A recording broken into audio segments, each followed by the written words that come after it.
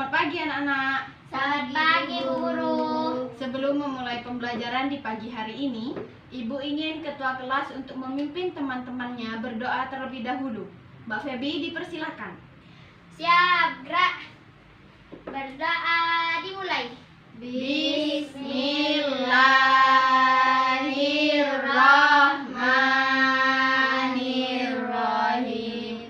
Alhamdulillahi Rabbil Alamin. Ar-Rahmanirrahim. Maliki Yaumiddin. Iyyaka na'budu wa iyyaka nasta'in. Ihdinas siratal mustaqim. Siratal ladzina an'amta 'alaihim ghairil maghdubi 'alaihim waladdallin. Amin. Kepada Bu Guru memberi salam. Assalamualaikum warahmatullahi wabarakatuh. Waalaikumsalam warahmatullahi wabarakatuh. Sebelum belajar, Ibu ingin absen terlebih dahulu ya. Nairil, Hadir. Feby, Hadir. Syarif. Hadir. Alhamdulillah kalau semuanya sehat dan hadir hari ini, Ibu sangat bersemangat untuk mengajar di kelas ini. Baiklah anak-anak, sebelum memulai pembelajaran yang selanjutnya, Ibu ingin bertanya terlebih dahulu. Apa anak-anak ada yang masih ingat, yang tahu pembelajaran kita kemarin? Apa? Dongeng fabel. Ya, contohnya apa Mas Syarif? Hewan. Hewan. Tentang hewan. Ya, contohnya apa? Si kancil cerdik. Nairil? Semut dan belalang. Kelinci yang sombong dan kura-kura. Pintar sekali. Ada yang tahu fabel itu apa? Cerita Tentang apa? tentang hewan. Pintar sekali Mbak Feby. Anak-anak, kalian harus tahu fabel adalah cerita yang menceritakan kehidupan hewan yang berperilaku menyerupai kita, seorang manusia. Fabel adalah cerita fiksi yang termasuk karangan, bukan fakta. Pintar sekali. Kalau begitu, selanjutnya kita akan mempelajari tentang drama Legenda Timun Mas. Siap semua? Siap. Memasuki materi di pagi hari ini, Ibu sudah membagikan teks drama Legenda Timun Mas di atas meja anak-anak masing-masing. Sudah dibaca? Sudah. Sekarang Ibu ingin menanyakan terlebih dahulu, ada yang tahu Legenda Timun Mas itu dari mana? Jawa Sumatera Barat. Jawa Tengah. Benar sekali Mbak Feby. Mbak Feby yang paling benar. Anak-anak, Legenda Timun Mas ini berasal dari Jawa Tengah. Legenda sendiri adalah cerita rakyat yang berisikan tentang tokoh, peristiwa, atau tempat tertentu yang mencampurkan fakta historis dengan mitos. Jadi, legenda ini adalah karangan tentang mitos yang beredar di daerah Jawa Tengah. Jadi, pada zaman dahulu dialkisahkan ada seorang nenek tua renta yang sangat ingin memiliki anak, kemudian diberikan anak oleh seorang Gondorwo dengan syarat nantinya raksasa Gondorwo atau Buto Ijo ini akan mengambil anaknya untuk kemudian dimakan. Ada yang ingat legenda ini apa? Timun Mas. Iya, benar sekali. Kalau begitu, hari ini kita akan bermain drama. Semangat semuanya? Siap untuk bermain drama? Siap. Kalau begitu, Ibu akan membagikan peran masing-masing. Nanti Syarif akan menjadi raksasa. Siap? Siap. Nairil akan menjadi Timun Mas. Siap? Siap. Terus Mbak Feby akan menjadi Mbok Sirni. Siap? Siap. Baiklah, ayo kita mulai bersama-sama. Diperhatikan bagiannya masing-masing, oke? Oke. Ibu di sini akan berperan sebagai narator. Yang pertama, Alkisah. Pada zaman dahulu kala, hiduplah seorang janda bernama Mbok Sirni di sebuah desa yang kecil. Ia bekerja sebagai petani kecil.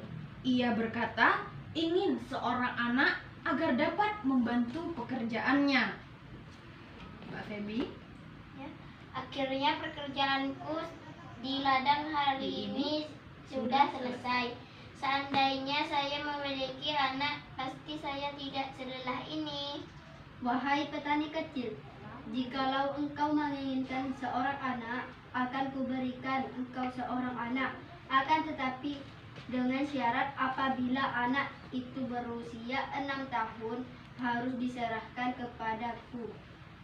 Itu untuk disantap. Mbak Sirni? Baiklah Tuan, saya setuju dengan Persyaratan Tuan. persyaratan Tuan. Pintar. Sasa. Ini bijinya. Ini bijinya, mentimun. Rawatlah. Rawatlah biji ini di ladangmu. Setelah 2 minggu, di antara buah ketimun yang ditanamnya ada satu yang paling besar dan warnanya seperti emas. Mbak Sirni? Wah, buah ini besar sekali. Baiklah, akan aku belah buah ini itu dengan hati-hati. Ternyata isi buah tersebut adalah seorang bayi. Nairi lahir. Wah, cantik sekali kamu nak. Mulai sekarang ibu akan memanggilmu Timun Mas karena kamu berasal dari timun mas yang berwarna emas. Semakin hari, Timun Emas tumbuh menjadi gadis jelita yang rajin untuk membantu ibunya. Ibu, saya pergi mencari kayu Bakar bakar dulu dulu ya. ya. Iya, hati-hati nak. Jangan pulang terlalu malam, nanti kamu tersesat. Beberapa saat kemudian, datanglah raksasa untuk menagih janji Mbok Sirni. Wahai petani kecil, saya datang ke sini untuk menagih janjimu 6 tahun. Cepat serahkan anak itu. Sekarang saya sangat ingin memakan seorang bocah. Mbok Sirni amat ketakutan, maka ia mengulur janjinya. Begini tuanku, saya punya saran. Maukah Anda datang ke sini 2 tahun kemudian? Saya yakin bila semakin dewasa, anak ini pasti semakin enak untuk disantap. Bagus juga saranmu. Baiklah, saya akan datang ke sini 2 tahun kemudian untuk menagih janjimu. Paginya, raksasa datang lagi untuk menagih janji. Wahai petani kecil, aku datang ke sini untuk menagih janjimu. Cepat serahkan anak itu. Aku amat ingin memakannya. Hahaha. Anakku, cepat lari lewat pintu belakang rumah kita. Baiklah bunda. Raksasa pun mengejarnya. Timun Emas teringat akan bungkusannya, maka ditebarnya biji mentimun. Sungguh ajaib, hutan menjadi ladang mentimun yang lebat buahnya. Raksasa pun memakannya, tapi buah mentimun itu malah menambah tenaga raksasa. Lalu Timun Emas menaburkan jarum di sekitar tubuh raksasa, maka tumbuhlah pohon-pohon bambu yang sangat tinggi dan tajam.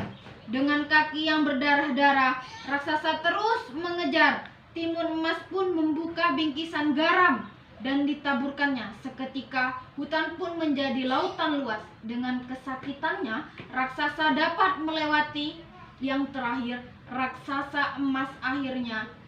Timun Emas akhirnya menaburkan terasi. Seketika terbentuklah lautan lumpur yang mendidih. Akhirnya raksasa pun mati. Terima kasih Tuhan, Engkau telah melindungi hamba-Mu ini. Akhirnya Timun Emas dan Mbok Sirni hidup bahagia. Yeay! Anak-anak ada yang masih ingat? Tadi Timun Emas menaburkan apa saja? Ada yang ingat? Garam. Gitar. Apa lagi? terasi, jarum, biji timun. Pinter sekali. Itu adalah suatu tindakan yang sangat berani yang dicontohkan oleh Timun Mas. Kalau begitu, Ibu ingin menanyakan, apa saja sih watak-watak dari tokoh yang kalian mainkan barusan? Dari Mas Syarif terlebih dahulu. Tadi berperan sebagai raksasa. Raksasa itu wataknya gimana, Mas Syarif? Kejam, Kejam, tega enggak? tega. Tadi kan raksasa mau memakan ya. Iya. Kalau Timun Mas gimana? Pantang menyerah. Pantang menyerah. Tadi terus berusaha berlari ya, menghindari raksasanya ya. Kalau Mbak Sirni? Penyayang. Penyayang, karena dia sangat sayang pada Timun Mas, sehingga dia mencari pertolongan di luar agar Timun Mas dijauhkan dari raksasa. Benar sekali anak-anak. Mengakhiri pembelajaran di pagi hari ini, Ibu ingin menyampaikan pesan moral yang ada dalam teks drama yang sudah kita perankan tadi, yakni kita tidak boleh memiliki sifat yang buruk seperti kejam pada temannya. Kita tidak boleh menjahati teman. Maka kalau misalkan kita nantinya memiliki niat yang buruk pada seseorang, kita akan seperti raksasa. Raksasa memiliki niat yang buruk pada Timun Mas, nantinya dia juga akan mendapatkan balasan yang setimpal, yang buruk juga untuk membuatnya jerah seperti itu. Kalau begitu, untuk mengakhiri pembelajaran hari ini, marilah kita mengucapkan alhamdulillah bersama-sama. Alhamdulillahirabbil alamin. Alhamdulillahirabbil alamin. Kalau begitu, Ibu ingin mengingatkan pada anak-anak untuk terus belajar di rumah, meskipun pada masa pandemi ini anak-anak harus menjaga kesehatan dan menjalani 3M. Oke? Oke. Siap. Kalau begitu, alhamdulillah kita akhiri pembelajaran hari ini. Kurang lebihnya Ibu mohon maaf. Wassalamualaikum warahmatullahi wabarakatuh. Waalaikumsalam warahmatullahi wabarakatuh. Dadah dulu kamu.